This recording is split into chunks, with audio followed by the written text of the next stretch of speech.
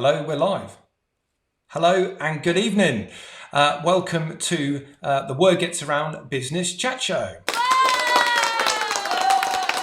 It's lovely to have you here. I'm Paul, I'm your host, and I'm delighted for all of you to join us, and particularly excited to welcome our guests and introduce you to them.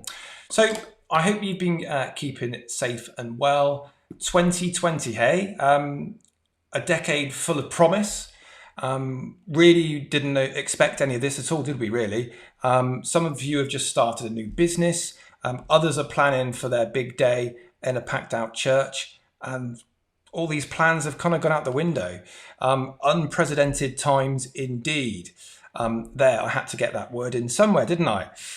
So yeah, what a year it's been already. And I just want to say, on behalf of us at Word Gets Around, that we hope that you, your family, your friends, and your colleagues have managed to keep, healthy, safe, been able to adapt and look after those that have been most in need at this time. So we thank those for their tremendous work, particularly our key workers and how they've been through this time. We have very little idea what they've gone through, really. We see snippets of it on the news, whilst we're just told to relax at home and enjoy the sun. That's the part that lots of us have had to play in this. So across the country, but with special focus on Somerset, we want to thank people in our communities, both in their homes and also in the business world, for really looking out for each other. It's just been amazing to see how everybody's just wanted to help each other. Pretty much because we're all in this together. It's cut through the kind of hierarchy in society that's existed for so long. No one is more important than the next person. And I think it's been a good wake-up call. For many people, they've needed it. So let's hope, with things evolve through this crisis, that we can keep the things that we love, but we've got a chance now to fix those things that can make Britain, even greater. That sounds a bit like Boris's next speech sorted.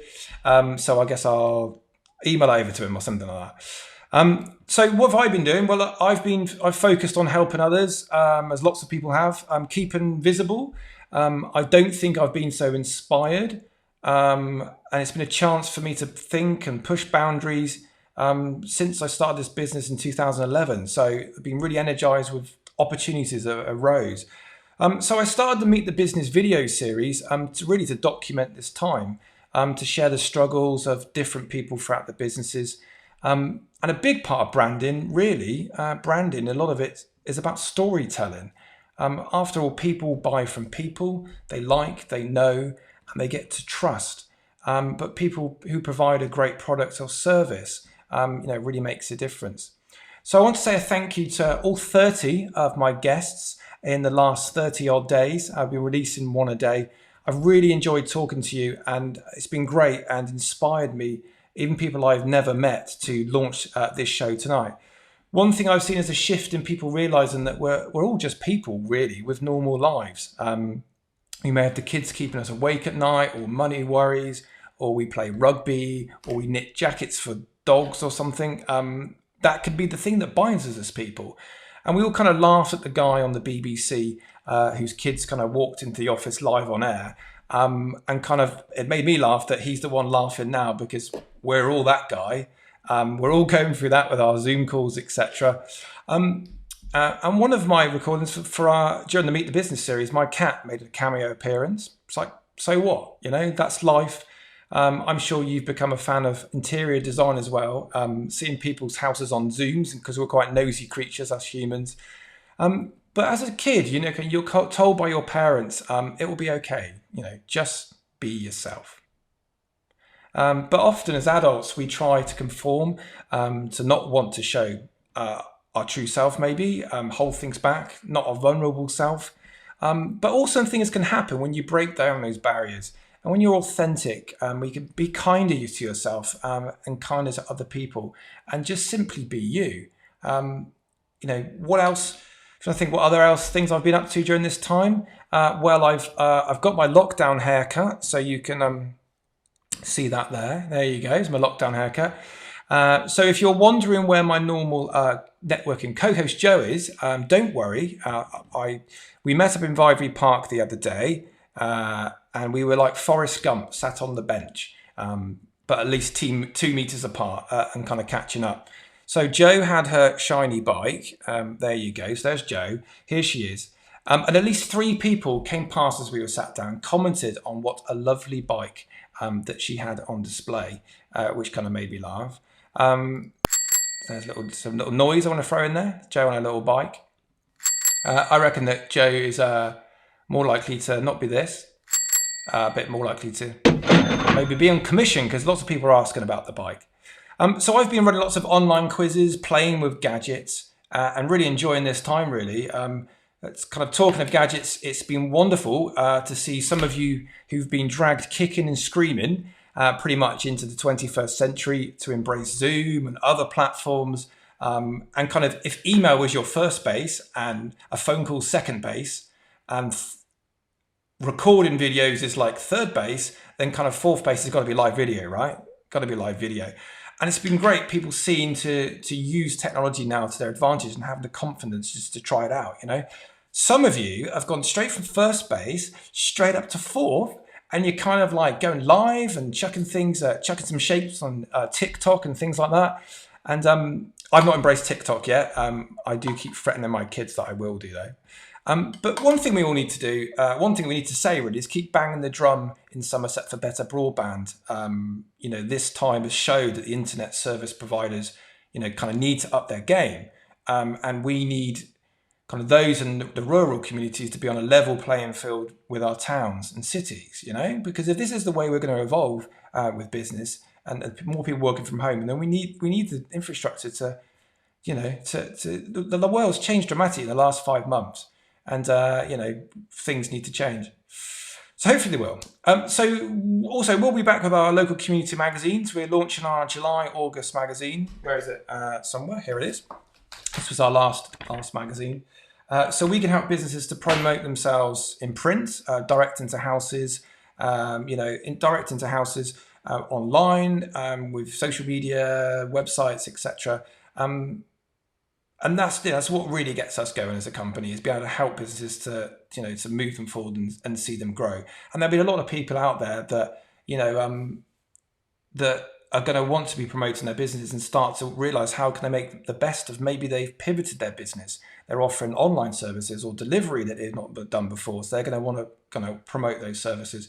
And we could all help each other to support local businesses, because local businesses, you know, is what makes communities tick. And by looking out for them, putting money back into local economy, it's going to help us all through this really, really tough time. And there's some great local businesses out there, they said, that need our support to keep going. So let's keep working together to make sure that happens. Okay. So that's kind of enough from me. One thing I will say is please subscribe to our YouTube channel so you can get the updates to the videos as they get added over time. We promise we won't charge you a penny. It's completely free. Okay. And if you're multi-talented and you want to join in as we go along throughout the video, please use the hashtag WGA Business, which is at the bottom of the screen, I think over there. Okay, so now we're going to get on with the show. But first of all, let's have a look at what is in store tonight, if I can find it. There we go. Tonight, 3 guests share their expertise. First up, we'll be joined by Karen MORLEDGE from MORLEDGE & Co. Marketing, PR and Communications. Then we'll be joined by Mark Terrell from the Reluctant Leader Academy. And then Becky Wright from New Leaf Life Design. It's Mental Health Awareness Week, so we'll be discussing mental health and life design. And finally, it's time for your questions and then what's in the box.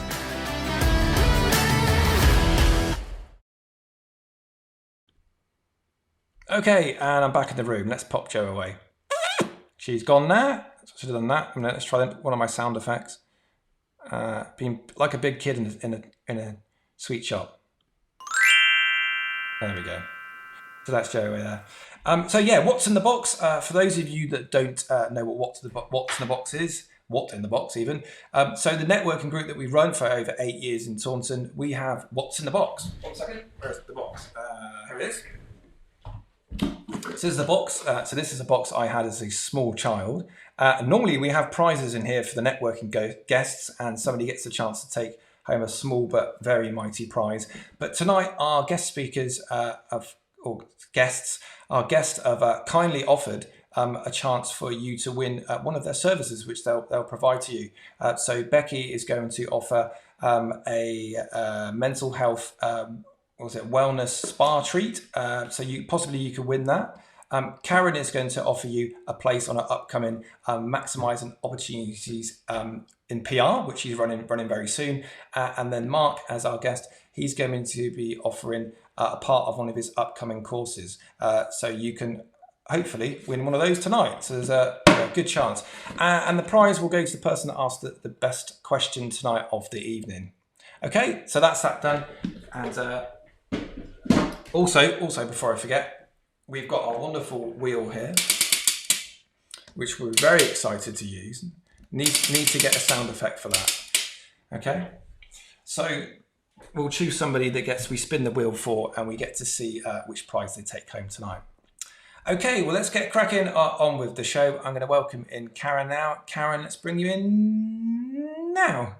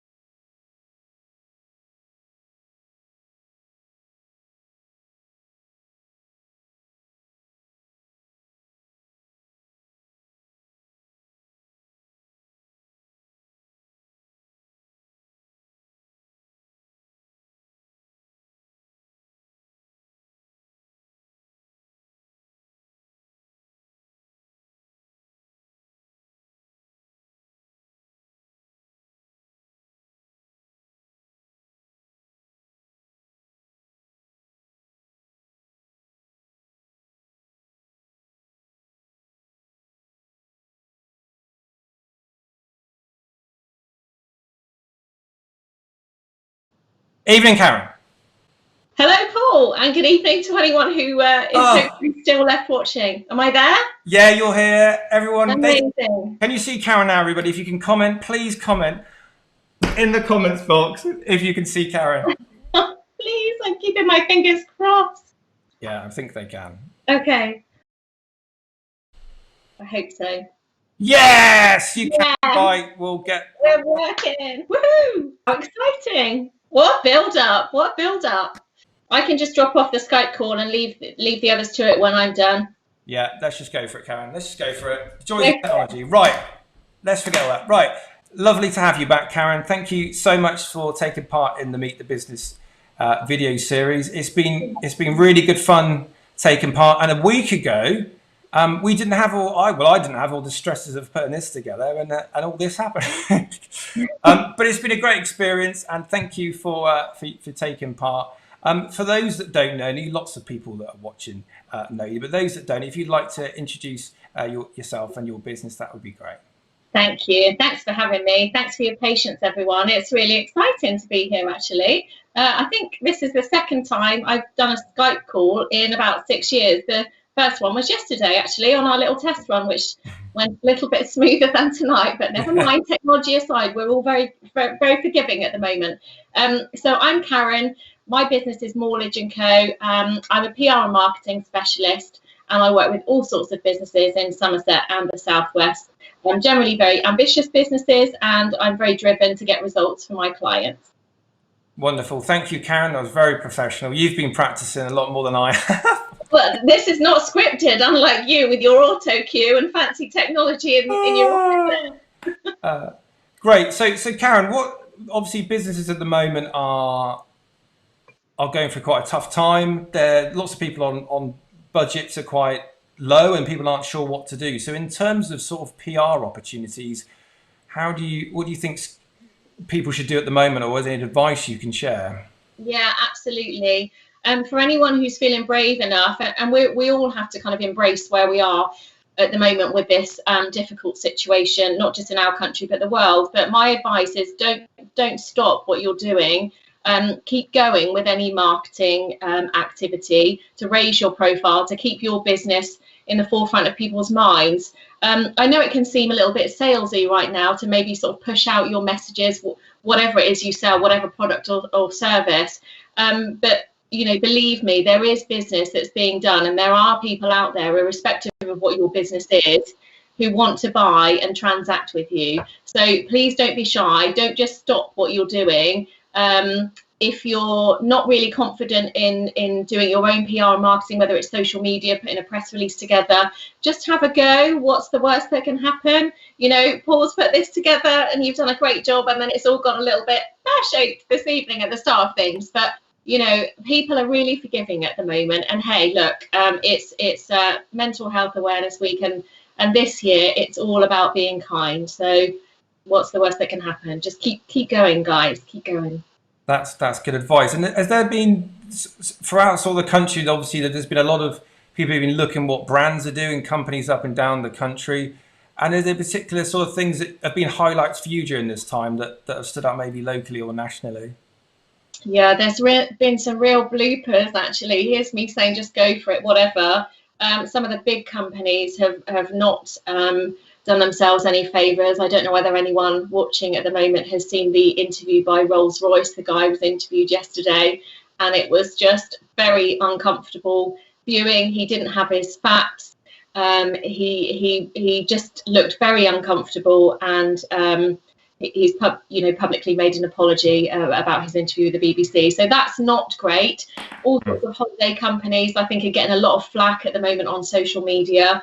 But equally, there's some great things going on. And I think all of the positive, caring, community-based stuff is absolutely, outweighing all of the negative stuff with some of the big corporates. The amount of generosity, kindness, and time that people are able to give to help support our communities, and indeed the business community, has just been fantastic. And I'm absolutely, it is a privilege to be a part of the business community in Somerset. Yeah, I've felt the same, Karen, and it's been such a awful time for people up and down the countries that are going through this, and those that have been fortunate enough to not be directly affected by it, other than being asked to stay at home and readjust our businesses. But yeah, completely agree. Particularly the sort of coronavirus support group springs to mind. They're using embracing Facebook and kind of social media gets a lot of bad press for being, people, a lot of negativity, people saying bad things. But when it's a force for good, when you can connect communities and connect people to do wonderful things, it's a real powerful tool. And as it's really taken off locally, it's been great to see. Absolutely, and we should all embrace that and try and harness that as best we can. And if you're really not sure what to do, there's all sorts of how-to guides, and there's lots of small freelancers and companies who often freely share information and advice. And if anyone's really stuck, I think even though I specialise in public relations, and I've been a member of the CIPR for quite a long time, I think the certificate on my wall, 11th of December 2009 I became a member. Wow. So I specialise in public relations, but I think at the last count I was managing about 18 different social media channels for different clients. So whether that's Instagram, Twitter, Facebook, all sorts of things. So yes, I'm more than happy to give anyone some advice if they're not sure or they get stuck. Yeah, and I guess when it comes to sort of PR, and people do great things, and they don't take advantage of documenting things or celebrating them, and they don't think about, it's our 10-year anniversary coming up, or we've got a member of staff that's joined that's done this, and social media is great for being able to tell stories, isn't it? And yeah, absolutely, you're absolutely right, Paul. I think my brain is kind of wired in a certain way now to just kind of hone in and tune into those particular things, and that's one of the main reasons that I developed a training course that I've been offering over the last few years. I started it with my previous PR agency, and I've just carried that through more recently, and I'm delivering those online now as half-hour sessions, and the title of that is Maximising PR Opportunities Within Your Business. Shameful plug, I know, but the whole notion of that is we're all sat there within our businesses there's some absolutely incredible things going on that people just don't know about. And it's a crying shame, and it really, you know, upsets me and frustrates me that people can't recognize those opportunities and information. And that there's so many things going on, and if people are really not sure about what opportunities there are in their business, you can just make them up. You just need to be a little bit creative. And again, I'm more than happy to have a quick chat with anyone. I never charge for a chat, and I'm even making my own cup of coffee at the moment. Wow. Okay. If people have a virtual meeting, so I'm more than happy to, you know, throw a few ideas around, and I promise that I'll sniff out a story if there is one there. No, that's great. And I say it's just documenting those stories, and also is once you've got that there, you've got the story sorted, then you've got the various platforms to share it. Yeah, definitely. I mean, all you need to do is just write the nub of the story. And here's a top tip: if you get a blank piece of paper and you think you're onto something, literally just write down who, what, why, where, when, and how. Those questions. So who is it, you know, you want to talk about? Why? What's happening? When? If you can answer all of those questions, that's the bare bones of a press release or a PR story. So put a bit of format to that. If I think I saw that Jen from the Somerset Chamber of Commerce was on the call, was watching tonight. If anyone's a member of the Somerset Chamber, you can just send that information over and they will share that with their membership. That's a brilliant opportunity. But why not make friends with your local reporter or your journalist and send the information to them? And then it's about amplifying it much further. So pop it on your website, share it on your social media channels, put it in your MailChimp newsletter or whatever it is you do. So that there's loads and loads of things you can do with just one, you know, small story potentially. Yeah, excellent. So what, is there any particular clients that you work with, or is it quite a range? Yeah, it is quite a range. Actually, I'm holding the pen of one of those. Can you see that? That's my lovely client. Oh, yeah. Wessex Resolutions. I've just put out a press release for them. Actually, you covered it. Thank you very much, Paul. That's brilliant. They support homeowners throughout the southwest to make home improvements with their range of loan services, and they've supported people to the tune of 1.6 million in the last financial year, which has just been amazing. So I do a number of days a month for them.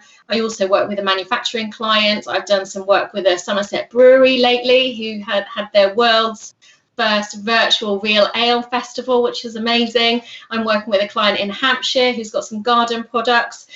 So yeah, really, really busy at the moment. And yeah, I'm very, very lucky to still be working and helping my lovely clients. Yeah, and that's a good thing. We're having a big variety of clients there, particularly if it's ale and beer. That's pretty good. That is awesome, actually, isn't it? Yeah. I have got a little tipple here tonight. If anyone was asking, it is water, but it's it's tonic water with maybe a little splash of gin, a little bit. A little bit. Oh, okay. Well, you deserve it. It's Thank you.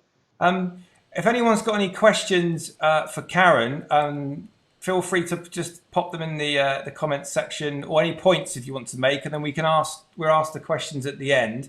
But anything you'd like us to talk about later on, if we haven't mentioned it today, that would be great. So Karen, what plans have you got for the rest of the year once we kind of slowly get back to normal? Is anything that, I mean, I guess, was there things you were involved in, obviously, that have been put on hold and now? Well, there's a question. What am I doing the rest of the year? Yes, tomorrow I was supposed to be going on holiday, actually. Oh, right, okay. Yeah, so I've applied to EasyJet for my refund for my flights. So we'll see how that goes.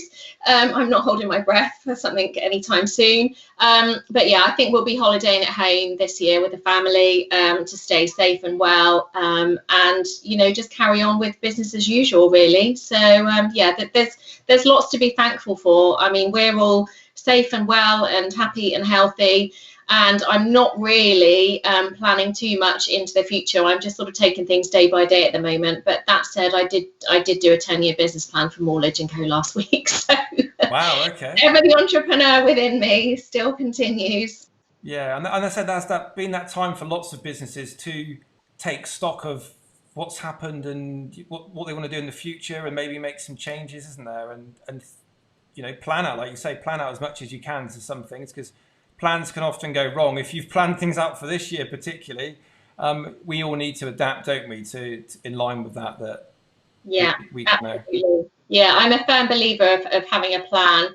And even if things don't go to plan, you know, you're halfway there if you've got some kind of plan or want to know which direction you're heading in. And it's all about having, you know, a good, positive, strong mindset, and being optimistic as well, because this is such a challenging time for businesses.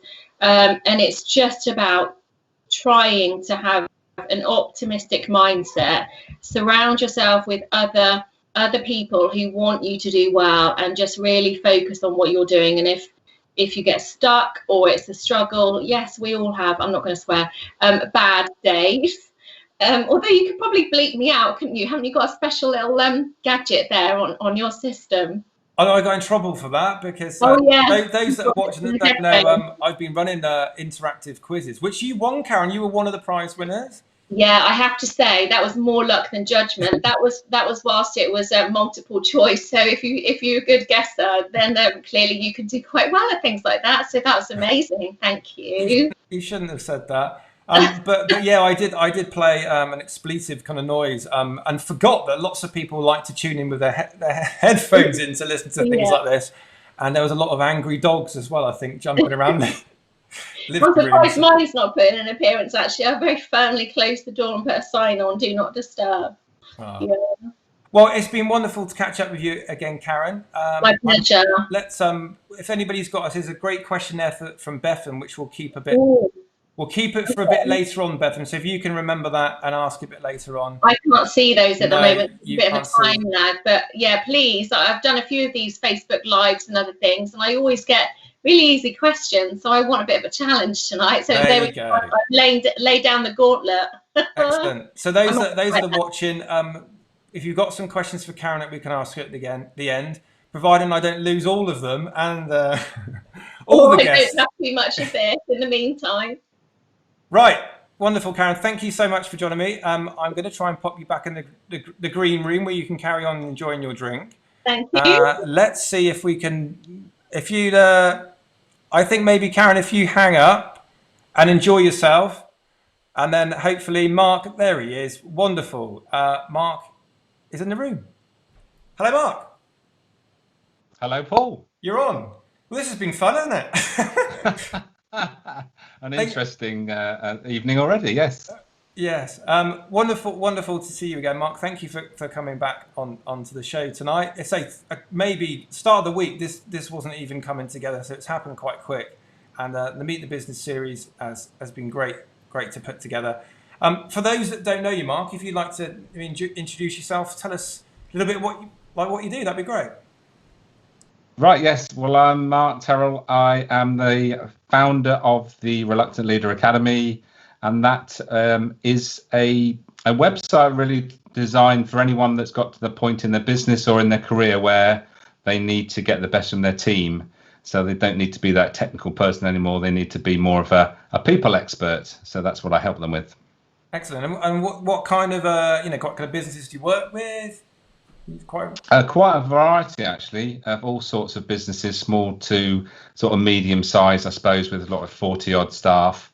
And I do a lot of work with motivation, which is something that I passionately believe is that we need to be more aware of on an individual basis. And also, if we're leading a team, we need to know what motivates our team as well.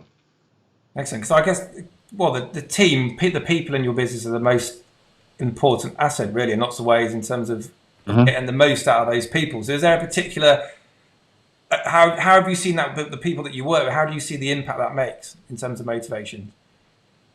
Well, what I do is I introduce a language for motivation, which, first of all, that helps the situation immensely, because before, if you ask someone what motivates them, then they're likely to say something like, paying the mortgage off or going on holiday and all those sort of things, which are great.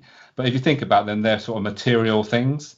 And what I'm seeing is that a lot of people aren't really motivated by material things in the long term. What they're motivated by are things like making a difference and all those sort of things, that if businesses know that, then they can adapt what they do as a reward. So there's no point in just rewarding people with money if actually doing something worthwhile is what really motivates people. And if that's a situation, if you've got a team that's motivated by making a difference, the thing you can do mostly is give them plenty of feedback and tell them that they're making a difference. And especially if you get some feedback from your customers, make sure they know about it. That's a good point. When I've been talking to Laura O'Driscoll from OD Talent Solutions, recruitment company based in Taunton, one of the things we talked about in employing people was the fact that it isn't always about money, particularly in Somerset, where we live in such a wonderful place. There are lots of other things, and as technology improves, fingers crossed, more people, it's flexibility and things like that people are motivated by as well, I guess. Absolutely. I mean, let's not forget that money is a need, and a lot of people need it, obviously. But there are still people that I come across that are still motivated by money, and even though they seem to have everything materially that you'd ever want, it's just something that drives them. But there's no right or wrong about this. We need people that are driven by money in business. Otherwise, your business site doesn't go anywhere. You need that commercial element. So you need a mixture of motivations in any team. And we're not talking about skills here. We're not talking about what somebody has been trained to do. We're talking about what people actually get out of bed to do. And that's the thing. It's the why, which comes up so often. And I know, we're going to hear from Becky about mental health, which is such an important part of, keeping ourselves in good mental health. And I think one of the things that is overlooked at work is that we're motivated by lots of different things, and if people the businesses can be more aware of that and make sure those motivations are being fulfilled, then they would have a happier workforce. And I think one of the things that leads on to that poor mental health is that they're not getting fulfilled at work, and I think that's a key message to think about when it comes to mental health. No, that's really, really good point. I think it's been strange with the mental health in terms of how that's in the last 5-10 years is, being, looking after people in terms of how they are motivated. If they're happy workers, like you're saying, if they're praised for doing a good job, that's going to keep them motivated to perform and that kind of thing. So in terms of, a lot of people, I guess, work in different types of businesses. It's big.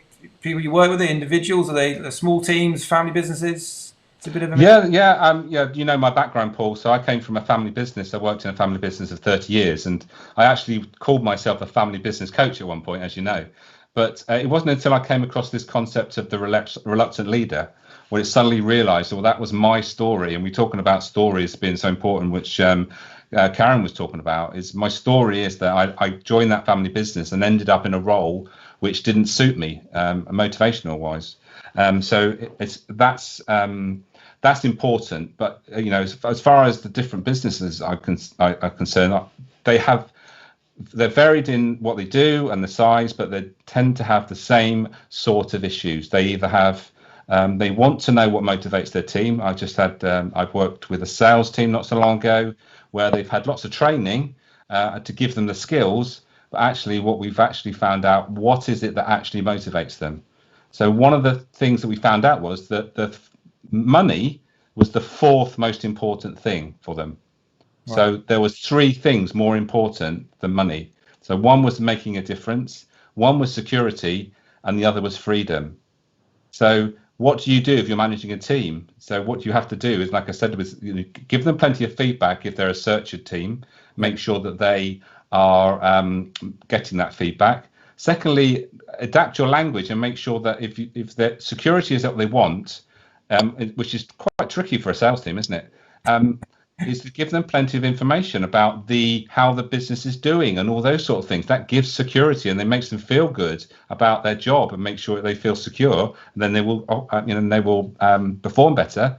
And then lastly, about freedom, think about giving the people objectives and what outcomes you want, rather than tell them that how you want to do it be done. Tell them that I want this to be done by a certain time and give them as much flexibility as you can. So that's the things that came out of that project, and obviously that means that management team can adapt themselves to make sure that they are doing their part to motivate the team. Excellent. And I guess with what's happened so far this year, I guess that security thing for people knowing not in terms of security of health and things, but well, part of that's obviously true, but looking after your staff. But I guess people maybe having more flexibility and like say the freedom to be trusted to do things. I think that possibly was going to change, isn't it, with employers, with how things will go forward that we've learned from this. I just wondered what you would think from what's happened so far this year. Do you think that will impact teams? And well, we don't really know, but I think you've mentioned the T word, the trust word, which is so important when it comes to teams. If you've got trust in the team and they trust who's leading them, ultimately they are going to perform better. And in the times like we're going through at the moment, what they need is good information. They want someone they can trust and they're telling them the truth. And let's be honest, we just want to know what's going on, and we don't want it to be seen as that we're not being kept informed. I mean, you've only got to see what happens with the daily press conference from Downing Street. We want to know the facts. We don't want flannel. We want to just be able to make our own assumptions, and we don't want people sort of hiding things from us. So being honest, I think, in these situations is essential. So there's a big part of that. The psychology's been quite interested in this time in terms of, when it all kind of kicked off, the reality of it, and you think if you're a business owner and you think, right, how's this going to impact me? And there's that kind of, like I said, that kind of panic and worry, and you want to know answers because you need that sort of security. And then things have unfolded, on a day-by-day basis, haven't they? Particularly when we first went into lockdown. Yeah, and obviously we want some sort of certainty. We all need that. And when we talk about motivation, we are all a combination of 9 key motivations. Well, I haven't really got time to go into them, but if you think about, we need them to be fulfilled. And if they're not being fulfilled for a long period of time, they become a demotivating factor, even if they're not one of our key motivators. So that's the thing to be aware of, is that if there is no certainty for a long period of time, that means a lot of people that normally are not really worried about security, suddenly it becomes something that is quite key. So that's why, as time goes on, more and more people will get more and more anxious, even though it's not one of their key drivers, because there is no certainty. And we all need some certainty. And if anyone's aware of the hierarchy of needs from Maslow's, Maslow talked about a triangle, so there's a base and it's built up so it can't really fall over. But I would suggest motivation is more building blocks that are like staggered. And if one comes gets a bit dodgy, everything sort of falls down and you've got to sort of rebuild. And I think that's a better analogy than thinking that everything's built from the bottom up. Okay, and when it goes back to teams, and if you've got, I guess if you're going to employ people, or you've got that dynamic of the teams and they work well together, how do you find that when you've got some people that are maybe similarly motivated that are going to lock horns a bit? Is that part of what you get involved in? Is that? Yeah. I mean, we've talked about this a few times, haven't we? I mean, creatives are notorious in that, they tend to get on well together, but they don't tend to get anything that gets done. I mean, all hats off to you tonight at being a creative and getting something actually happens is an achievement. But different teams, you see different things going on, and it tends to be that there's a lack of motivation in a particular area. And I see, you can get a team which has got no commercial motivation, which is the lack of the money drive. So they need to look for someone to bring in someone to do that, or they might have someone who actually nobody wants to take charge. So again, nothing really happens because no one's actually taking charge. So every team's different, and no team is ever perfect. So there's always something you can actually add to a team, I think, to improve. Yeah. And with the companies that you've worked with, obviously without mentioning names, has there been anything that sort of surprised you in terms of something that's developed from or what's positively? What positives have you seen firsthand What I'd say is that there's a lot of talk about freedom, and I think to some degree, I think freedom is important to us.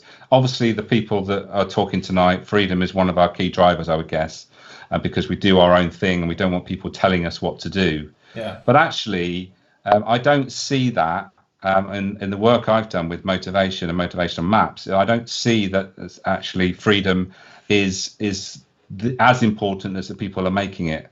There are other things, and like I've mentioned about making a difference, people are more motivated to do something that they feel is worthwhile than have freedom to do it in their own way. So I think you need to be careful that you don't just think that everybody wants a certain thing, and make sure that what you are giving your team is what the majority want.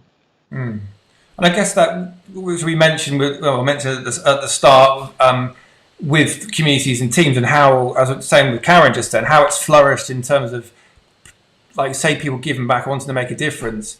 I mean, I've been sort of blown away by seeing stuff on a local level and how people have just helped each other. And I guess it rubs off on other people, doesn't it? If people are motivated to do things, that's good for any team, isn't it? Whether it's people that don't even know each other or a workforce. Well, it comes back to that making a difference thing. It's such a strong driver that we see it almost in every walk of life, every sort of profession. People do want to do something that makes a difference, and you've only got to see the people that have applied to be part of the NHS support thing. Was it 250,000 people that volunteered to do something for nothing? It's because that is such a strong drive that people do want to do something that really makes a difference, and they can feel it. And ultimately, it's how we make ourselves feel that ultimately makes a difference. And again, going on to what Becky's going to talk about with mental health, ultimately, it's how we feel about ourselves. And if we can make sure that we're doing something that makes us feel good, that is definitely going to help us when it comes to our self-esteem, and how we perceive ourselves, and how we maintain our mental health. Excellent. Well, thank you, Mark. It's been great to have you back on the show. Likewise, if anybody's got questions for Mark, we'll ask them at the end, providing it works, and we can get everybody back in the same room. It might be that we just have to hear your voices. But thank you, Mark. Thank you. Hopefully be able to bring Becky in. But thank you, Mark. That's great. Thanks a lot. Okay, great. Thanks, Mark. Okay, is Becky there? Becky, can you hear me? I can. You can. Wonderful. Let's see if we can get you in the room. Why can't I do that? It's strange, isn't it? If I bring you in here, we can see your Skype feed. So it's not bringing you in for some reason. Let's have a look at the call. Bear with me, everybody. 2 of 4. Becky, can I call you back? Would that be okay? Yeah. I'll call you direct. I think that's probably the best thing, okay? Okay. I'll call you back. I promise.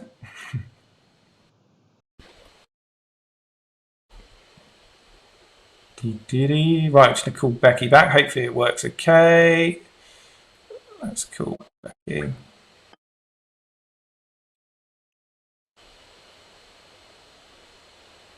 There we go. Yay!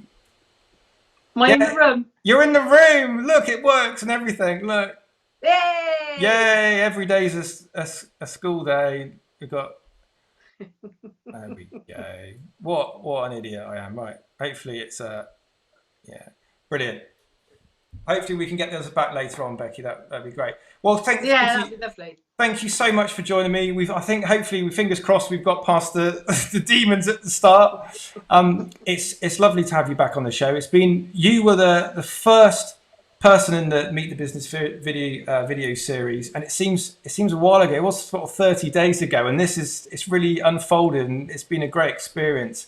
And I'm sure we were talking just the other day, weren't we? How it's evolved and changed, and been interesting to see how businesses are going through. Different businesses are going through different situations, really, aren't they? Yeah, I was aware when I came on your. I watched the video back, and gosh, I was so rigid. You know, I had my banner behind me and I was dressed in New Leaf branded clothes. And I don't know, I kind of watched it back and I was really pleased when you asked me this time and you said, I want you to visualize yourself sitting on a kind of Graham Norton sofa, you know, with a bit of celeb gossip. And I thought, yeah, bring it on, Paul. So no script, haven't prepared anything. I'm looking forward to this. I've even got rid of my banner and I'm actually doing the whole real background as well. This is my office and that is what normally sits in front of me, but I've popped it behind me. Wonderful. Because I don't know about you, but I'm really interested in what people have got behind them. I mean, yeah, well, that's the thing. Yeah. I've tried to. So they got the old Stereophonics poster behind me. There you go. Yeah, no, I And like then, that. and Yeah, then nice. some books. Some books I look intelligent. Yeah, we like that. Even yeah. though I just use them to prop things up with. And then if I move out of the way, there's the token squirrel. Yeah, we need the squirrel. 2 squirrels.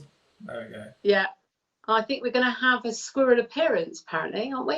No, don't mention it. Oh, okay. Don't mention the squirrel. No. Okay. I'll try not to mention the squirrel. No, don't do that. So I've known you for a long time now. It's been great, been good friends. For those that don't know you, lots of people I'm sure watching will do. But if you'd like to introduce what you do, really, your business and what you do. I will. Yeah. So I'm Becky Wright. And my business is called New Leaf Life Design. Sometimes we call it New Leaf Workplace Wellbeing. Sometimes we call it Life Design. Sometimes we call it Mental Health First Aid Training.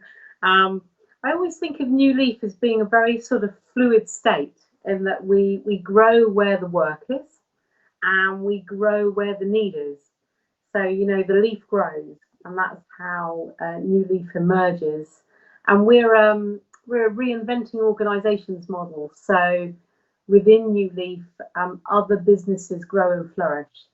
So I am not the owner. I'm a founder, but I'm not a director anymore. So it's really nice to have a business that has that fluidity. And to be honest, that has really helped us over the last few weeks because we've been able to shape and grow and move depending on what's needed. But we keep who we are at the core. So we haven't sort of pivoted or changed what we do. That's always stayed very congruent. But yes, different things have grown from that place. Yeah. Well, we're going to talk a little bit, obviously, about Mental Health Awareness Week. Yes. And then I'm interested to talk to you about life design after that. So obviously, mental health is now becoming more and more talked about. People are more open and honest. I was only looking this morning at some of the comments on Twitter with some radio presenter that I follow on Twitter and other people just talking about and saying a year ago today I was in a bad place, and I'm pleased to say I'm much happier now, and you know, becoming much more open and honest. Obviously, with your experience, what are your thoughts on it? You know, on mental health and how it's developed. Well, one of my lovely colleagues, Bill Hill, who runs the Lighthouse Trust, he sent out a press release saying mental health should be cancelled. Mental Health Awareness Week should be cancelled, and I kind of get what he means by that. We shouldn't need to have a week devoted to mental health and mental health awareness. We should be, by this point, we should be able to talk about it a bit more. We should be able to communicate how we feel a bit more. But we're still so reserved around that, and we still really, really struggle with that. You know, we can talk about our back hurting. We can talk about the fact that, you know, we might have a few financial issues. But when it comes to our mental well-being, of course, it's incredibly personal. And we're not going to be so open around that really personal side. And of course, we're worried about how people are going to judge us. You know, we're human beings, and we worry about how people will perceive us. And I do get it. And yes, it would be great not to have a Mental Health Awareness Week. But I'm also really pleased that we do, because it gives us this chance to raise awareness. We've done a campaign all week on mental health and agriculture. And that is really such a simple message, which is notice the signs of mental health, have the confidence to say something, and then know what to do. You know, just a really simple message. And we did a presentation today with the National Farmers Union, really trying to get the message out there and try to disseminate that. And that's been a very powerful piece of work that started back in July. I'm a great believer, Paul, if you bring the right people together, amazing things can happen. No, yeah. Which is kind of what you do, actually. Oh, all right. You're very good at that. Oh, well, I with people, it's just technology. And you've got some really, I mean, I can't see who's on the call at the moment, but earlier I was messaging with Jen and Eric and Trish and Teresa. You know, you have people on the call who have a real interest in mental health and do whatever they can to support it and raise awareness of it. And, you know, I take my hat off to them. You know, all credit to them. And we just need more people with that voice. Mm. I mean, yeah, it affects. Is it 1 in 4? Is it 1 in 4? Yeah. So that's the main statistic that's used. So 1 in 4 people have experienced mental ill health, and you know, just in our listeners now, if you've got 15 people on your call, you can do the maths. Yeah. And it's worth just recognizing that and thinking, you know, this is something in all of us. You know, some days we have good days, some days we don't have good days. But when we're talking about mental illness, we're talking about someone going through a period in their life where they become unwell and they need support. They need support more than ever around that time. I think we band it around quite a lot and just say, oh, I'm having a bit of a depressed day, or I've got a bit of OCD today. You know, when you're with someone and you're supporting someone who is unwell, it is so much deeper than that. And it's about not kind of trivializing. What's the word I need? One of those. You know. Yeah, I know what you mean. The thing is, you've asked me to go last, and of course, I've been sitting here sipping my drink. So it's probably not a good idea, really. Yeah, and I guess with, like you said, you mentioned like if you've broken your leg or hurt your back, it's like, oh, I've hurt my back, I've broken my leg, you know, and it's that unknown, isn't it? It is. You don't know by seeing somebody if they've got mental health. If someone's on crutches and got the leg implanted, you can go, oh, what have you done? And it's easy to think about it because you can see the physical thing there. And you know, I've spoken before. I'm happy to mention it now. I've struggled with mental health, not so much now, but when I was about 17, quite, you know, bad episode, and it was just part of growing up, not knowing what the bloody hell's going on, hormones, etc. And it was difficult to talk about because I didn't know what was going on. If I broke my elbow the same year that I had quite a tough time, you know, what was going on. And it was very confusing up here. But to say to people, oh, I broke my elbow, look at my cast, do you want to sign it, you know? And I think it is that not being able to see it. And it involves the person that's going through that to open up. And often people say, oh, you know, pull yourself together. You know, or they won't say, oh, your elbow seems all right, take this thing off. And, you know, it's that kind of thing, isn't it? And it is. I mean, it is hidden, but it is also personal. Yeah. And so in a way, whilst we invite people to be open about their mental health and what they're going through, we also need to recognise that some people won't want to. And I firmly believe that the answer to our problem is each other. It doesn't lie in experts. It doesn't lie in all the training you want to do. The answer is with each other. And if we can learn how to connect with each other, and in doing so, we learn to connect with ourselves, my sense is that our wellness will improve. And some people are feeling that now, the fact that they felt that connection. So, you know, I think we're very good at saying, well, bring that expert in or get them to go and see that person. Sometimes it is that act of kindness. It's just that act of concern that really impacts people and is really important, really important. Yeah, and I guess, and it has, you know, it's usually harder for men, isn't it? As we know, in terms of talking about feelings and that kind of thing.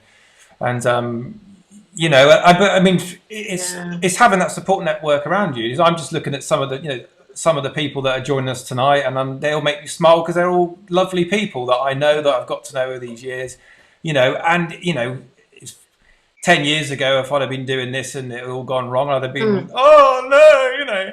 now I think when we hold people in mind, I was just messaging with Trish online. I was thinking about her this morning when I was walking up in the woods, and so because she's on my mind, at some point this week I'll connect with her.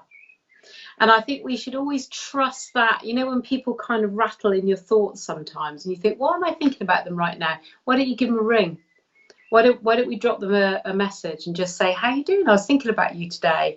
You know, just connecting, knowing that someone is thinking about you, knowing that someone is concerned about you is a very simple act. But actually, at the moment, we really need that. We need to know that we're not forgotten. We are human beings. You know, we work in relation to others. It's not all about what I want and my meaning and my life and it's actually about, you know, life is a reflection of who we are. So by developing our community and by developing that connection, that reflects back on who we are. And that's what I think we have to remember. I think we become very, you know, very kind of individualized in society. And actually, I'm much more interested in the collective and the community and what we can achieve through that. No, and I like the point in saying keeping in touch, and it can just lift somebody's mood. If you're thinking about people, and you know, and like you said, particularly now when some people are not so fortunate. I mean, you know, there's people that I know that are stuck on their own at home, and it's okay. It's okay to just exchange a message or messenger or send a tweet or a text message, but seeing maybe somebody face to face on Zoom or whatever, or Skype, you know, it still binds that connection with the relationship you've got with somebody that will lift their spirits, or it might be just distraction to mix things up. That, you know, they maybe they don't need to talk about themselves too much. Maybe they just need to ask somebody how they are, and that will help them in turn. Yeah, it's like trying to talk to someone who's reluctant at talking to you. You know, you can very often turn that conversation around, and you know, what you're actually doing is inviting them to speak. But by saying, "Oh, I wonder if I could ask for your help right now." You know, I've just been wondering about mental ill health. So when someone's unwell, and you can literally be talking about them, and they'd still offer their help, and they'd still start that conversation with you. I got my pussycat next to the door now, wanting to come in. Oh, really? Oh, we can have a cat cameo. Do you want cat cameo? If you want, yeah. Everyone's all welcome. Right, 1 second. Here we go. Oh, here he comes. I haven't got a cat sound effect, so no, I'm just letting him in, because otherwise he'll make a hell of a noise outside. Okay. Yeah. So, well done, Paul, for what you're doing online. And well done for bringing the business community and putting a beautiful spotlight on them. Because we are, like Karen was saying, we're very fortunate. We have an incredible community of people who do genuinely care about each other. You know, they do want to kind of support each other and find out how people are. Yeah. And I really like that about them. Absolutely. And I sort of mentioned at the start, amongst all the calamity and bits and bobs, but the main message I was putting through was people just trusting to be themselves and be authentic, and not have to think they have to be something they're not because of conforming. You know, it's like lots of events we've gone to, networking events. Are you expected to wear a shirt? Well, do you wear shirts normally? Do you like wearing shirts? Don't wear a bloody shirt then, you know? Just be you. And one thing I've learned from the relationships and kind of how that's developed is that it doesn't matter. It could be something really meaningless that you hit that rapport off with somebody that sparks a relationship with that grows. And you know, lots of people that have been clients, I'm sure for you, have become good friends because it's that trust. People tend to open up more about who they are, and you know, and I guess going back to what Mark was saying before about what motivates them, what fulfills them, you know. Yeah, I think what I've noticed is everything has become very personal. So whereas before we might have this banner and this is who I am and this is what I do, and you know, if you believe who I think I am and what I think I do, then that makes you okay. And I think that's kind of how we've lived a lot of our business lives. But at the moment, you know, I'm sitting in my little office space, you know, in my home. You're sitting in your office. Some of the listeners are sitting in their sitting rooms. And the way we're receiving people is very personal, because we're looking at them through the lens, and they're in that space. So that brings out the personal in us. You know, it's a great leveler in many ways. And, you know, strip it away, we're actually all very ordinary. And I really like that. You know, it's like looking up at the stars at night, isn't it? And thinking, oh my goodness, like each one is a little cosmic galaxy. I am so insignificant. And I don't know, I find that quite relaxing. I don't want the self-importance. What I want is I want to be able to see all the stars. I want to be able to look into the pond and put my hand into it and literally feel as if I can also touch the galaxy. And I think if we get that sense that we can be with each other and connect with each other and feel part of something bigger, that is what's going to keep us mentally well inside ourselves and with each other. No, I love that. And I think, and I've spoken to a few people about, you know, what's happened this year so far, and it's the world has a weird way of shaking things up a bit, you know, whether it's something, obviously there's a horrible crisis like this, or if it's Mother Nature, for instance, that something happens that then makes us think. And I just really hope that those positives that have happened that we've seen in terms of people wanting to build relationships, and like you say, in the communities, that people realise that actually being more human, more personal, as you said, and more open, that actually, you know, that makes you feel more happy with yourself and loving yourself more, because you go, well, this is me, take it or leave it, you know. I'm not gonna, you know, this is who I am, this is what makes me happy. And I think there has been lots of people that take a little bit of time to sort of show themselves, you know, for who they really are, and you can sort of sense that as you get to know people, can't you? I find it quite fascinating in terms of how that develops. Yeah, I think you know, I'm noticing the people around me who are trying to sell more, buy more, push more. You know, my senses right now is there's a fragility around, there's a vulnerability around, and yeah, you know, we want to survive, we want to thrive, but I feel the answer to that is not about thinking about yourself. I think it's about thinking about that bigger picture and looking very much at the potential of community within that. You know, if we think about the communities that have popped up around the place and how incredible that's been, you think about multiplying that up. You think about how that could become a food source, how that might become a way in which we share food amongst each other. Think about the potential of that. And the potentiality is something that we all are capable of doing. And also imagine if that then went into care, how we potentially might care for each other differently.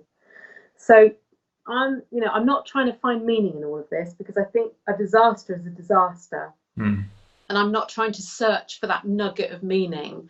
But what I am trying to do is to understand the map that I'm seeing in front of me and think about how can I help people navigate that kind of life design.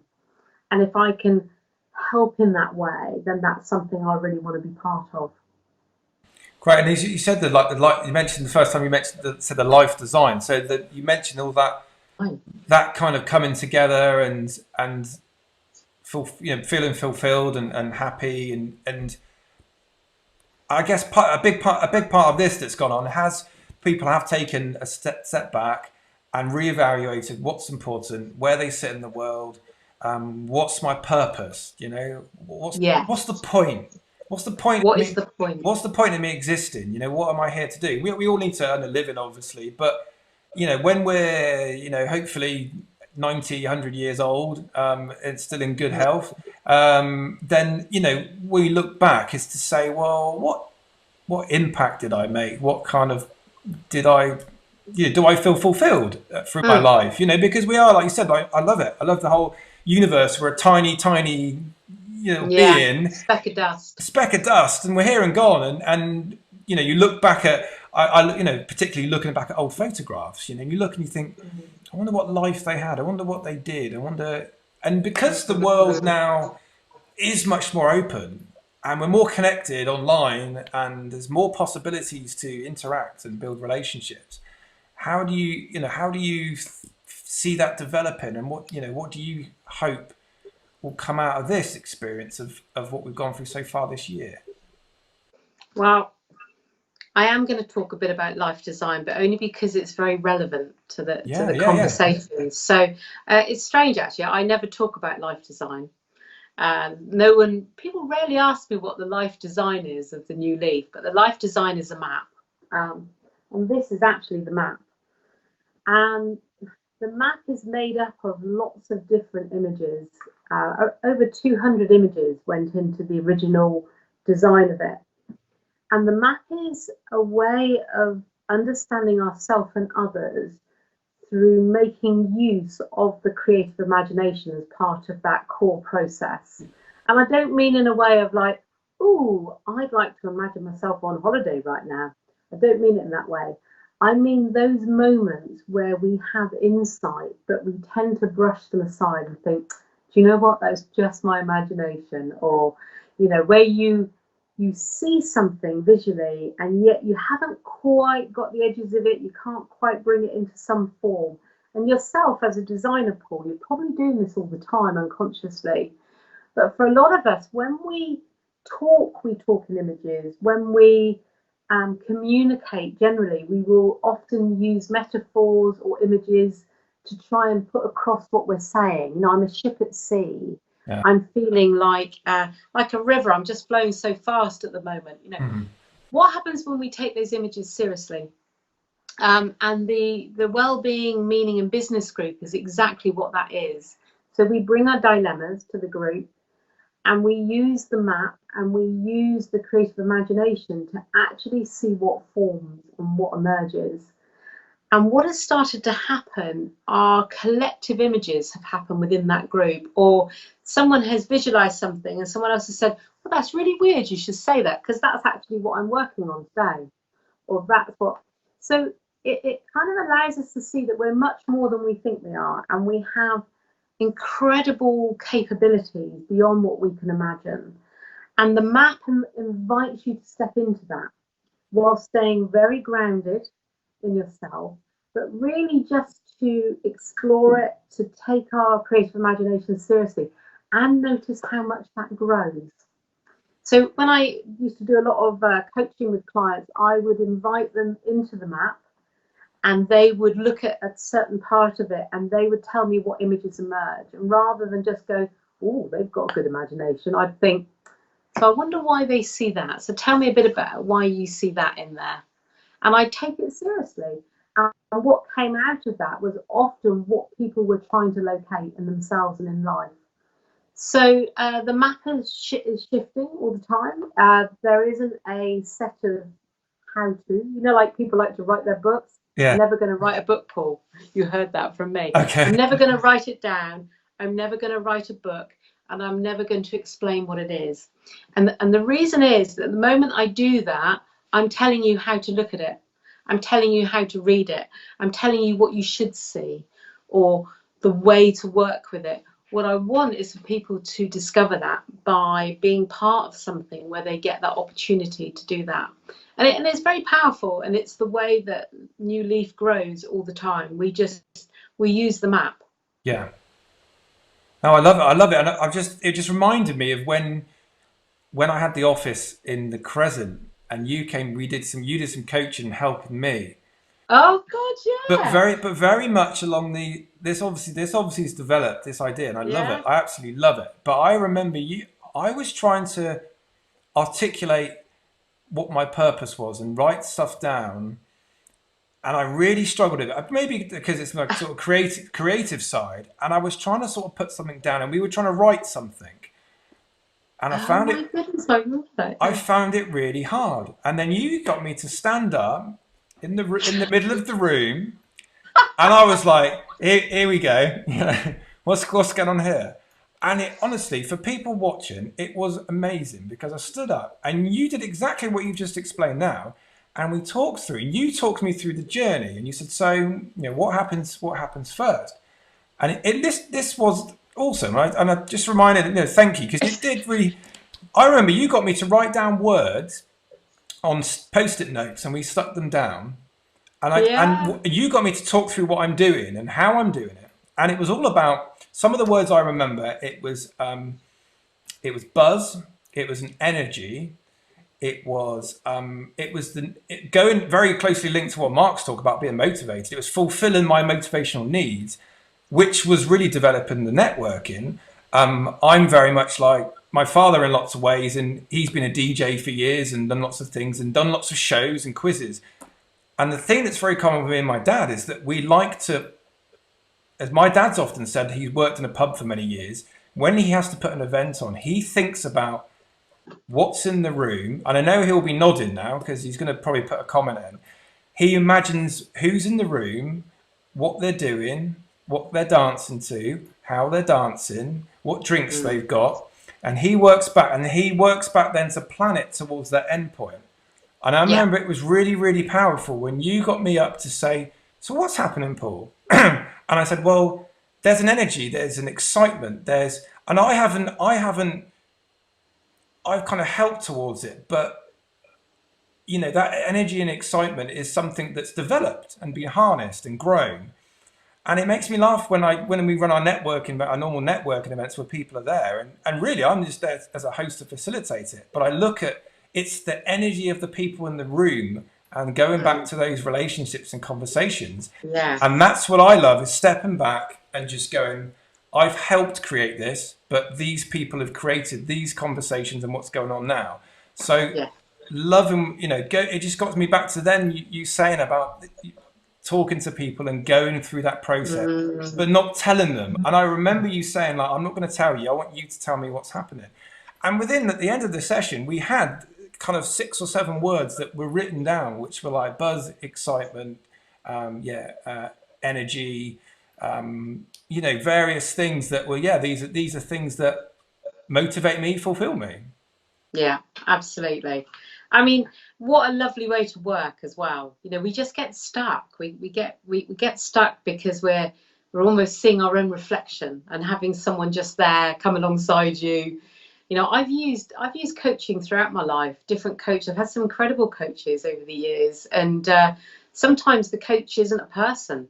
You know, sometimes it's this cat sitting here, you know, that just tells me when it's time to get up and have a break. Or sometimes it's the woodpecker that catches my eye and I think, oh, that's nice, and what is he up to? You know, and sometimes it's not always a person.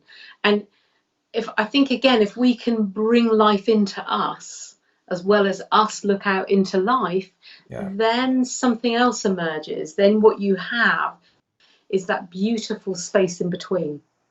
And we're noticing that a lot now, because we're moving in a much smaller space.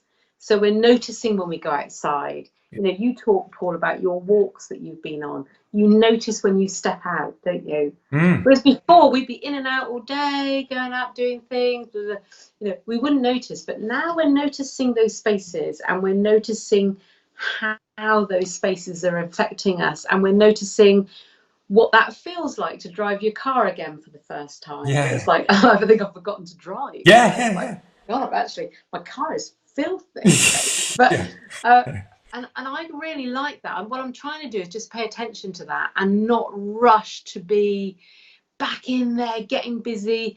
You know, I'm just trying to shift my pace to the pace of what is happening at the moment. I still have anxiety. You know, I don't want people on the call to sit there thinking, she looks so laid back. You know, I'm very anxious about stuff, and I worry. But there's something about what is happening that is bringing me very into the here and now. And I do try and trust that. And I do trust that in life, everything has been, you know, shit has happened. But also within that, terrific amount of learning has happened. Terrific, you know, I haven't had all the learning in my life from great experiences. They've mostly been from really bad ones. And we've all collectively been through something. And we will learn something from that. And it's trying to tap into the essence of that to help us look at ourselves and look at what we need in the world. And, you know, climate change for me sits bang in the middle of this, and the need for us to adapt in ourselves and in our environment. And now is the time. And I hope that New Leaf kind of unfurls We've been doing a lot of pruning, like you would if you were a new leaf, and we've got a better amount of leaves, and we can see things much more clearly at the moment, and that's a good thing. But I'm not one of these people that's gonna push harder, sell harder. It's kind of, that's not my nature, but that does work for some people. It just doesn't work for me. And I think it's been a big time of change and people taking stock, and I think it's when it comes back to mental health and you know, we're so used to rushing around like crazy, lots of us, and trying to fit to certain ways of doing things. But it is finding yourself to take that step back and enjoy things. And a big part of us moving to Hesticombe was, well, that would be a dream place to have an office because it's got beautiful walks, you know, and it's like trying to, you know, if you're particularly, well, any business, but as a creative, you know, to try and sit and force out a logo design. Oh, today I'm going to design as a logo design. Well, no, you're not, because you can't just turn that on like a tap. You have to go out and think about things and see colours, and you have to go out and, you know, and that's the part of life and understanding, like you say, these lessons we take from things. Amount of times I have tried to sit down and you know, I can't say I'm going to start and work on that logo project on Tuesday morning, you know. How in the world can I possibly be in a really perfect space to create that logo for that client at that point? Doesn't happen like that. No. It will happen to me. Amount of times it happened to me at traffic lights for some reason, and I would have to pull over and write some notes down in a notepad because it was my subconscious taking things in, and it came to me at the right time. So I'm bang on with you there. Yeah, you're describing it beautifully. That's exactly what I'm talking about. And how do we tap into that in a group? How do we work with that? And that's certainly what the We Mean Business group is developing, is how we work with that so that we can make use of it throughout our day. It's not just something that happens at the traffic lights, but we learn how to center ourselves. We learn how to work with the opposites in life, and we learn how to become more fluid internally. Because what happens is when we get very frightened in life, we become very fixated. We want certainty. We want the politicians to know the answer. We want the scientists to give us the facts. You know? And of course, such a lot of what's happening at the moment is happening day to day. And they don't have all the answers, and they don't have all the facts, and they can't give us that certainty. And the only way to kind of manage that is to become a bit more fluid in yourself. If we become fixed, we almost break at the moment. So to really go, and I know this is a corny expression, kind of go with the flow, but I think there is a need for flow. And if we can allow ourselves to just have a short walk, if we can allow ourselves to lie in the sun for 5-10 minutes, now we're allowed to. If we can just allow ourselves, give ourselves permission as business owners, as human beings, to connect with the world around us, then really interesting things are happening. Have you noticed how the colours have got brighter outside? Because we're not able to go out so much. When you do, everything's quite bright, quite vivid. Yeah. And it's kind of interesting. And then all of us will have had an experience that we can describe over the last 6-7 weeks that may have actually affected our life in some way. It might have changed us in some way. I'm talking about life design. I hardly spoke about it 7 weeks ago, even though it's taken 9 years to develop. Don't know why I don't, but it just feels like it's the right time now to talk about it. You know, so it's exciting. It is exciting, and it's terrifying. So it's all the opposites, everything together. It could absolutely fail, and it could be really successful. And I kind of just like holding both of those. Love it. Absolutely love it. It's been brilliant. I've really enjoyed talking to you and expanding on those ideas. And it's funny how, you know, I look back at that time and you really, you know, really helped me unlock that and take me through that process. It's really powerful. And I recommend anybody to do it because we are sometimes too close to what we do and don't look after ourselves properly. Yeah, absolutely. We're all guilty of that. So. Right, brilliant. Thank you, Becky. Thank you, Paul. Let's see if I can bring us all back for a laugh, shall I? So, go on, bring us all back and I'll let the cat out. So what I'm going to try and do is, if I hang up and then I'm going to call you all back. So let's have a look. So I'm gonna let's have a look. Call ended. So I'm gonna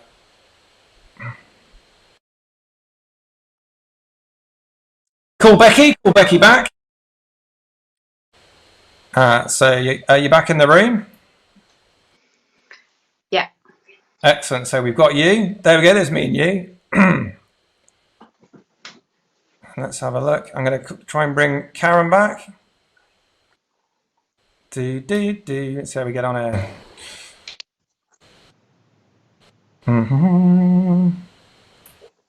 We might have Karen. Let's see if we can get Mark back. Call Becky. Call Becky back. Oh. So are you back in the room? 1 minute. 1 second. So we've got Karen. This is good. 2 of us. 3 of us. Let's try and call Mark. Mark. There he is. Let's call Mark. Let's add Mark. If we can get Mark in the room.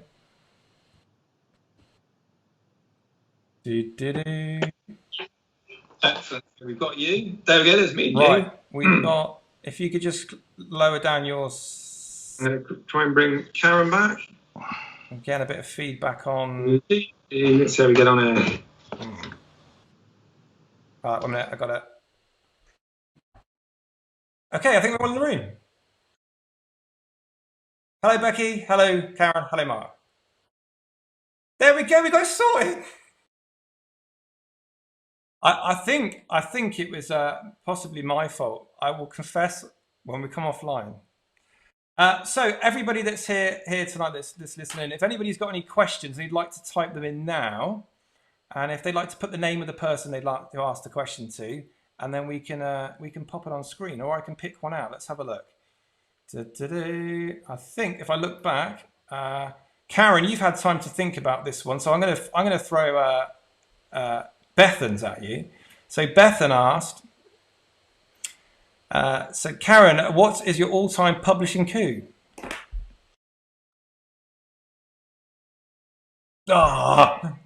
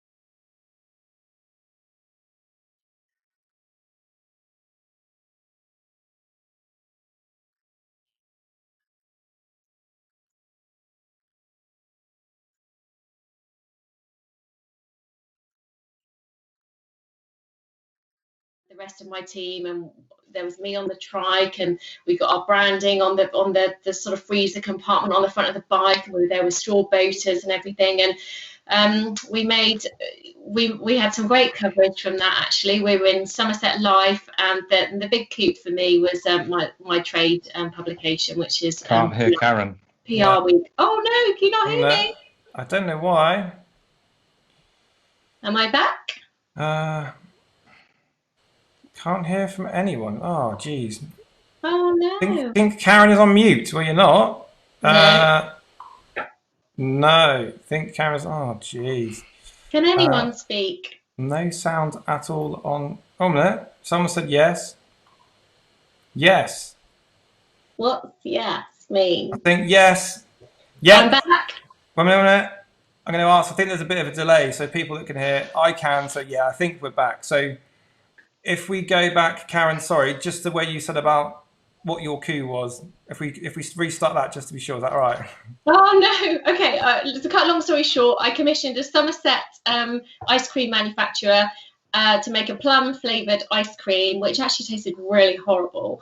And we had a PR photo shoot with all of us at the team. me sat on an ice cream trike, all wearing straw boaters, and we made a lovely article featured in Somerset Life and also PR Week, which was my industry publication. So that's amazing. I think that's probably my favourite one. Brilliant.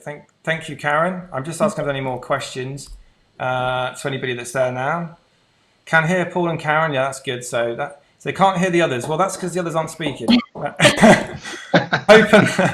hoping that's the reason, everybody. So I think they've got it now. Yeah. So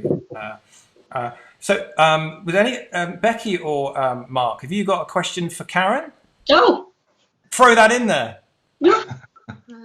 How is the Helix project going? Oh, bless you. Thank you for asking about that. As well as everything I do with my business, I also had an idea with my lovely colleague Sarah, who's a project manager, and we just decided one day that we wanted to try and help other businesses, because there was a real panic in the first kind of 3 weeks of lockdown that some businesses, maybe couldn't be viable or what was going on, and we just felt we wanted to do something. So we reached out to a few business friends in Somerset and said, look, we want to do something, some kind of collaboration to help other businesses. Would you be prepared to offer a fixed and discounted hourly rate for your services, and then we'll put all of those services into one sort of project, so people come forward and say, right, I want 20 hours of help, whether that's PR marketing, graphic or web design, financial planning, all sorts of things. So we've had some brilliant projects actually to work on. A great result for a new chamber member who's seen a brilliant return on investment for his 20 hours. He's got his largest ever order, a 5-figure sum, which is just amazing. And the great thing is as well, we're donating surplus profits to Children's Hospice South West. So when you were talking earlier, Becky and Paul, about kind of purpose stuff, I think as an individual, I'm quite giving, got quite a giving nature, and it's always about other people and not so much me. So yeah, it's going really well. Thank you for asking, and the little prompt about the project. So yes, there is a website, the doublehelixproject.co.uk. All the information is on there. Go take a look. Excellent. I'm just going to throw up a point that my dad's made there. Mark and Becky together will make a force to be reckoned with. So motivation. So there you go. I wondered, Mark, on what talking to Becky about the fulfillment and mental health and that in terms of motivations. I wonder what your thoughts were on what we were talking about just a minute ago. Well, I think I mentioned it. I think it's really important to understand what it is that we want to get from work. And if we don't get it, ultimately, I'm not talking like every day, but over a long period of time, if the things that we want to get from work aren't being fulfilled, that is bound to lead into a feeling of, worthlessness. And ultimately, what does that lead to? Potentially poor mental health if it's not caught and you haven't got a decent support network around you. So I'm a firm believer in that, work is part of our well-being. And if you can get your motivations and all those things that give you energy, ultimately, that's what motivation is. It's what gives us energy. And if you're not getting that supply of energy, ultimately, it will not be good for you. Excellent. Is there anything you'd like to add to that, Becky? Yes, I want to know, Mark. What do you think about motivational speakers? Good question. Yeah. Well, I don't think there is such a thing. There's controversy for you. Ooh. I believe that actually what motivational speakers are, if there is such a thing, they're more inspirational speakers, because I think motivation comes from within us. You can't make someone motivated by money. You can't make someone motivated by freedom. You can't make someone motivated by making a difference. So that comes from within. What we can do is get those motivations fulfilled. But if we want to be motivated, or say motivated, and when we go and listen to a motivational speaker, what they're doing is giving us a shot of energy. And what they tend to do is tell us a story which inspires us, doesn't it? It tells us a story to think, oh, they had adversity, they got through that adversity, and then they managed to survive, and things are good now. So it inspires us to take action, but I don't believe that it's actually anything to do with motivation. So what I tell you what I'm seeing the I like the fact that you've got reluctant and leader next to each other. I tell you what I'm seeing now is a word next to motivational. So almost the opposite of that, next to the word motivational speaker, the unmotivational speaker. What do you mean by that? Is that what they do, or you think that I like the fact that you've got the reluctance next to the leader, right? And now you're starting to talk about motivation. It's actually inspiration, not motivation. There's going to be a lot of people rewriting their LinkedIn headers tonight. You realise that, don't you? They're all going to become, by tomorrow morning, we're going to have inspirational speaker next to the body. Oh, you're gonna get a new logo commission after this. There's a new brand coming on, and hey guys, if you need a PR consultant, then there we go. The four of us have formed a super company overnight. We talked about it going viral last night, didn't we? So maybe that's it. There we go. Love it. I want to be the unmotivational speaker. I like that. I've got a brilliant question for Mark, actually. Another question for Mark. It's from Bethan Turner from All About You, and she also works with Taunton Chamber. Bethan said, Mark, does it take a long time for people to realise they are a reluctant leader? Great question. Well, it doesn't happen overnight, because ultimately we take the next step that's offered to us, whether it's in a business or you're running your own business. You just take the next step, and you don't really take too much. You don't have much thought about whether it's going to motivate you, and that's the thing. Once you step into that role, that's when you find out, actually, is this fulfilling my motivations? And that takes a long time. Can take a few months until actually you find that actually this is not what I want to do. So yeah, great question, and it does take a while. You don't like suddenly find out one day that you're not motivated. It takes it creeps up on you. It's like that swamp thing, when they talk about the boiling a frog. If you put a frog in a cold pan and then gradually boil it, then that's the scenario when it sort of catches up with you. Rather than if you were put into a pan of boiling water, you'd jump straight out. But actually, as the water gets warmer and warmer, it creeps up on you and you don't realise, and that's what tends to happen. Brilliant. I've got a couple of great points I wanted to mention that people have put in. Just quickly, if anyone's got any other questions they'd like to ask, to add into the comments for Becky, Karen, and Mark, that would be good. I'm just conscious of the time as well. I'll ask a few more points. But Clive said again, just a point that, well, we both left our jobs because we were frustrated that our ideas were ignored. I was quite unfulfilled in my job because I felt I had a lot more to give.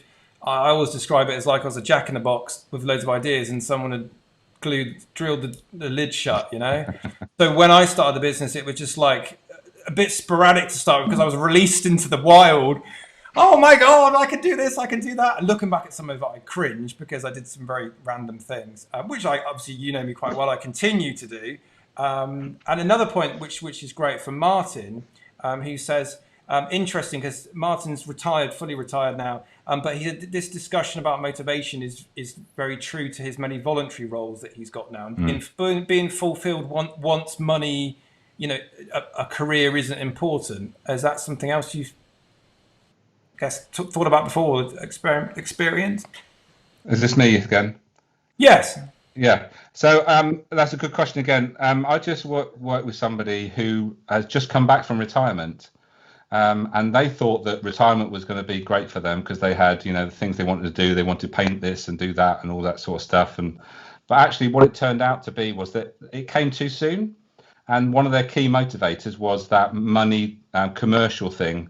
And that was sadly lacking, and they missed it terribly. So when they came back to work, suddenly they had that commercial part back in, and they were, in the hustle and bustle of business, which is what they wanted, even though they didn't need it. Yeah. It's not something that they, wanted the money for. It's just something that that was driving them, and when it was missing, it was becoming, something that was demotivating them. Brilliant. Anything either the others want to add? Karen, what's your thoughts on motivation and experience? I totally get that need to sort of be in a business environment and the entrepreneurial nature that some people have. And I think it took me until I don't know, a couple of years ago maybe, to realise that other things actually in life can be more fulfilling than just that. Last year my dad had a pretty terrible time actually, and had stage 3 cancer, and he's not local, so I took some time off work, and took a complete career break, and spent some time with him, and you know, that was really motivating for me in a different way. And fortunately he's brilliant. He's self-isolating, I think, like I saw in the comments Martin is as well, but it just gave me another purpose, and wanted to do something to give back. So I volunteer as a volunteer first aider for St John ambulance. So yeah, I really enjoy that, and it's totally different to what I do in the world of PR. But I guess the common denominator is it's all about helping people, giving something back, and I'm a people person, so I'm missing you know, the real interaction that you get from seeing people, you know, physically and up close. So this is the next best thing, though. Thanks, Paul. I think also it's about having a purpose. We all need a purpose. And if you don't have it, a friend of mine lost her husband, who she had nursed for about 10 years. And when he passed away, she said, I just want him back. And I just said that he's not coming back. I said, what you really need is you need to find your new purpose. And she suddenly said, God, you're so right. And she just realised that was her grandson. So she suddenly focused her attention on giving all she could to her grandson, which was obviously what she was given to her husband before he died. So, you know, that's so powerful. We all do need that purpose. And, you know, if we all sort of strive to have to retire, but ultimately, if we retire and we lose our purpose, ultimately that's not going to do us good. So the people that actually, you know, get something out of the retirement have some purpose for it. And I think that's a key thing to always remember. What is the purpose for the next stage of your life? Brilliant. Absolutely love it. And I've got a question here for, I guess it'll be the last sort of question. It's for all of you. It's coming from Clive again. So we'll end on this. And it's for all of you. What do you see a successful business is? Because it used to be profit and loss. Do you think that's changing now? I guess Becky, go first. Yeah, I've got a few strong views on this, really. For me in the future, and success now, I've never driven success based on money. I like to just get by, really, and help others get by. But I feel a fundamental driver will be those businesses that can look at climate change and can also look at the ethics and values around what we need as individuals. So rather than pushing ahead and trying to project something that isn't real, I think my sense is that we will become much more transparent as time goes on.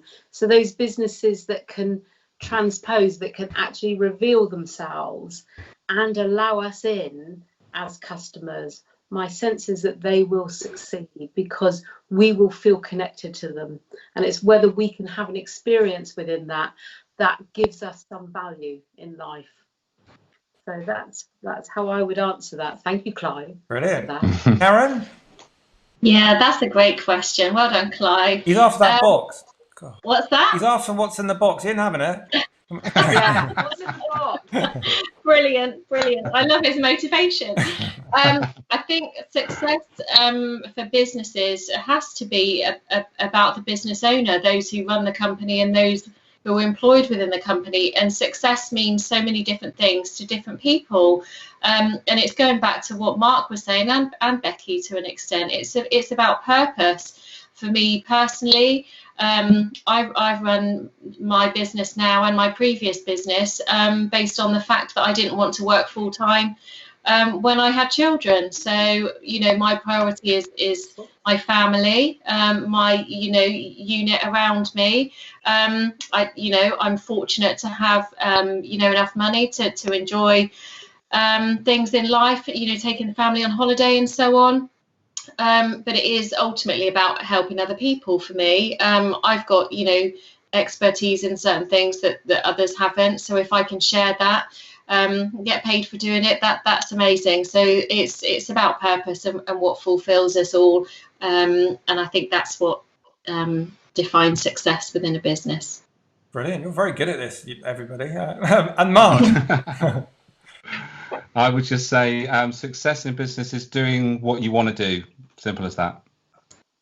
Excellent. Well, yeah, excellent. And Martin's made a good point, which kind of agrees with everything you've said, everyone here today.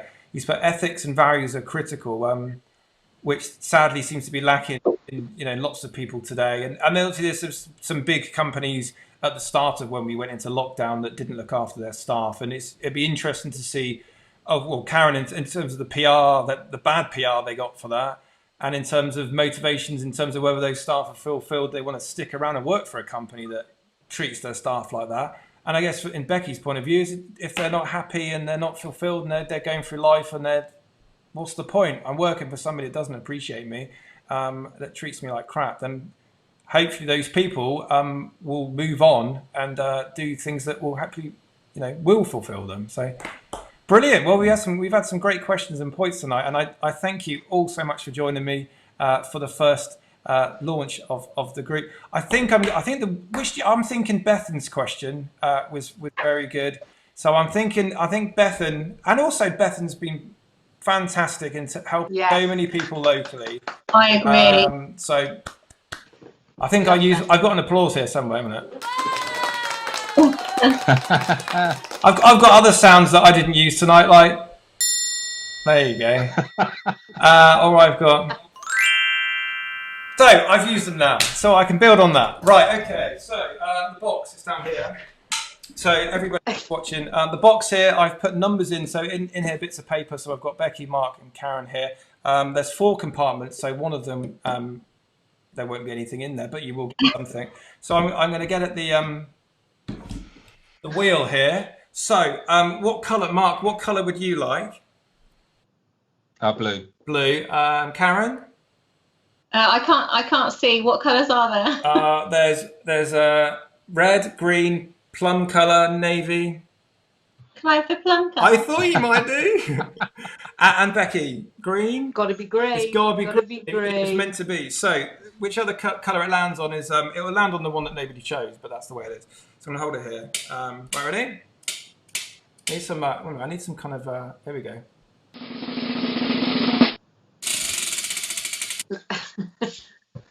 Red. Nobody chose red, did they? We'll go again. A minute.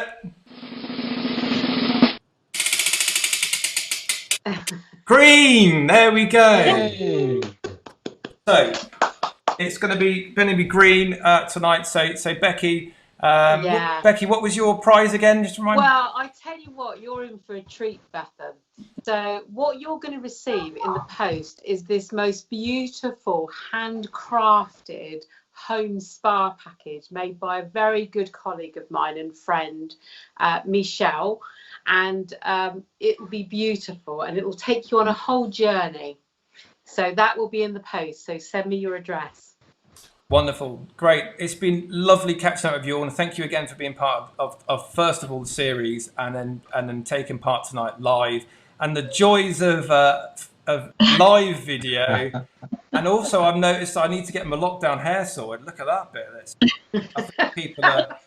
Tell me about it. So my wife, who's been moonlighted as a hairdresser, my sister's a hairdresser. So I think my sister found it very funny having my hair shaved. But hopefully we'll all be back together soon in a room and can have a drink and raise a glass and catch up. Can't wait. Thank you very much. Thank you to everybody for watching this evening and taking part. And we'll catch up with you all very soon in the next video. Not sure when it's going to be. I said the next video, the next live video. Get used to that. The next video, and catch up with you all soon. And thank you very much. Okay, Thanks. thank you. Bye, Bye, everyone. everyone. Bye. Bye. Bye.